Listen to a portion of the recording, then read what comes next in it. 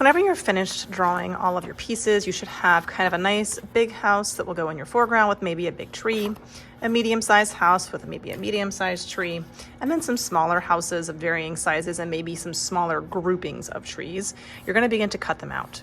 The cutting is going to make or break this project. You've spent so much time drawing so nicely, you want to also spend your time cutting nice and neat. Now, when you are cutting, you do not want to cut right on your line. You want to cut a little bit outside of your line and leave a little thin piece of black paper in between your scissors and the line of the house.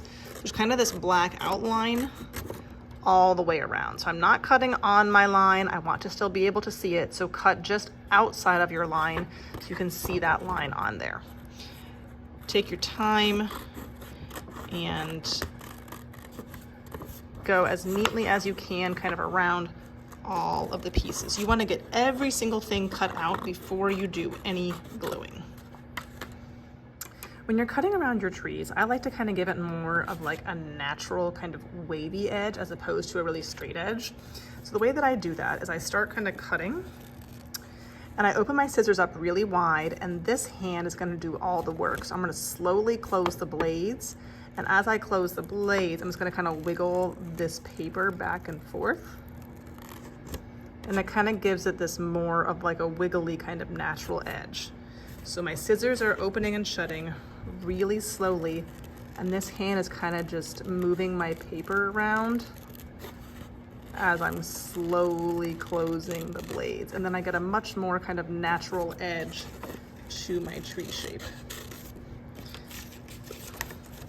If you like it more smooth, then that is totally up to you. But if you kind of want it to look a little bit more natural and less perfect, and kind of slowly closing those blades and kind of wiggling your paper around as you're cutting kind of gives you that nice wavy edge. And again, you don't want to be cutting right on your marker.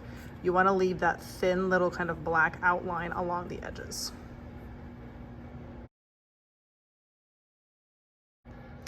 When it's time to start putting your composition together, you want to work from the top down to the bottom. So you want to get all of your smallest pieces kind of plugged in first, and then glue your big pieces last. You also kind of need to think about like this one, they're both small, but this one's smaller, so it should probably be farther away. So I could kind of also put one like on the hill so that the top of it is going up into the sky. That's totally fine. They don't have to be all the way in the snow. I'm gonna make this one come up a little bit higher on my paper, and that one might go there.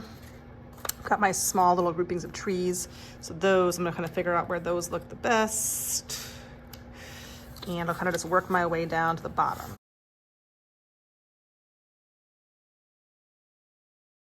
Keep in mind that I could also do some overlapping. So like if this house is here, this tree could be slightly on top of it if I want to show that it's in front of it. And like my house could partially block this house because it's behind it. So you can kind of play with your overlapping as well. If you feel like something looks empty and you just need another piece or another tree or something, before you come grab a new paper, look at your scraps. I could definitely create a small grouping of trees to fit here, kind of using this scrap piece of paper. So I might do that real quick. So I just made this little small grouping of trees that I think kind of just is nice because it adds a little something to kind of this empty hill. I might glue it on the edge and then trim a little bit of that off. I kind of like how it's going off the edge of the paper. When it's time to glue it down, you want to glue it again from the top to the bottom. That way you don't accidentally get your pieces kind of out of order as far as overlapping goes. So I'll take my farthest away piece and I'll put it on my little glue messy mat. You're going to use a little paintbrush in a glue cup. Make sure it's not dripping everywhere. If it's dripping, just kind of rub it on the edge. And this will just really make sure that everything is stuck down really, really well. On your smaller pieces, you're probably going to end up putting it kind of all over the backside, but on your bigger pieces, it might just end up kind of in the corners or the edges. So you're gonna work kind of one piece at a time to get all of your things securely glued down.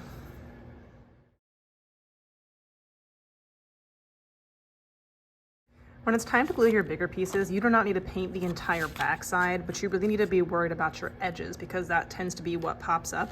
So I would just try to kind of paint a line just around the edges of your big pieces just to make sure that all those edges stay down. You can put maybe a little swipe or two in the middle, but you don't have to spend your time painting the entire back side.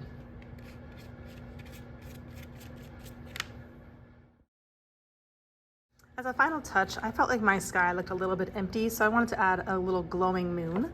So you can do that by borrowing some of the scrap papers left over from 5th grade's projects to cut out a moon. It could be a crescent moon. You could just draw kind of a nice full moon. It really is up to you.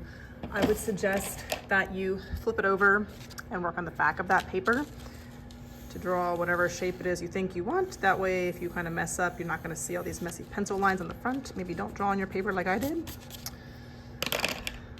And then you'll just cut this out and you'll glue it wherever you think it fits best in your sky. And then we can use some chalk pastels to kind of give it that glowing effect. It's got a cool texture.